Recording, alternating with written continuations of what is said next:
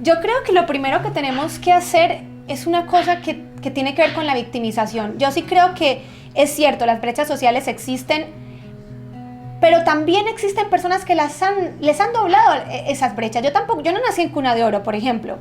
Hija de mamá soltera, trabajadora. Mi mamá, por ejemplo, viene de una familia donde su mamá era ama de casa, porque en esa época no había otra alternativa. Llegó hasta cuarto de primaria porque su papá consideraba que una mujer no tenía que estudiar más. ¿Para qué?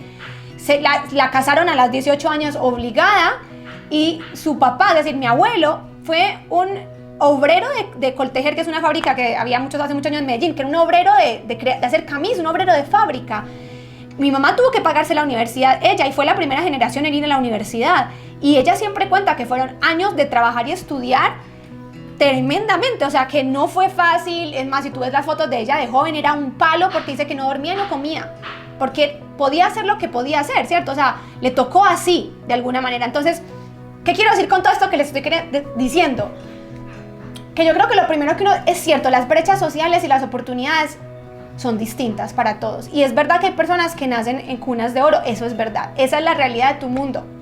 Y es verdad, a lo mejor esa no fue tu realidad. A lo mejor a ti te tocó como le tocó a mi mamá, trabajar y estudiar, venir de un barrio pobre, de lucharse la vida, de pasar muchas necesidades. Ella cuenta siempre, por ejemplo, de ir al colegio con los zapatos rotos, de heredar la ropa de sus hermanas y de verdad pasar verdad necesidad. Ella siempre dice que en su casa nunca había carne, por ejemplo, que ella siempre comía frijoles porque no había posibilidades.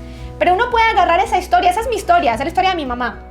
Cuando yo nací, mi mamá había decidido cambiar esa historia. Había decidido que, ella había nacido en una familia pobre, pero ella tenía la capacidad de hacer de su mundo algo distinto. Y hizo una cosa que yo quiero utilizar su ejemplo para mostrarles, y es que decidió no victimizarse. Yo creo que una de las primeras cosas que uno tiene que hacer es no victimizarse. Y no victimizarse significa, no voy a ser una víctima de mi historia, ni voy a ser una víctima de la historia de mi mundo. Es decir, nací en un país XXXYZ, puedo no estar de acuerdo con lo que hace el presidente, por las políticas, y sí, en todos los países hay diferencias sociales. No conozco ninguno en la que no haya, pero eso no puede definir mi futuro.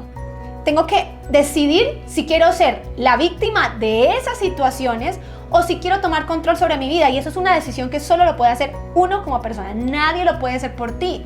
Hoy en la mañana recibí un mensaje por Instagram donde una persona me contaba una historia muy compleja, y en toda su narración me decía, necesito a alguien.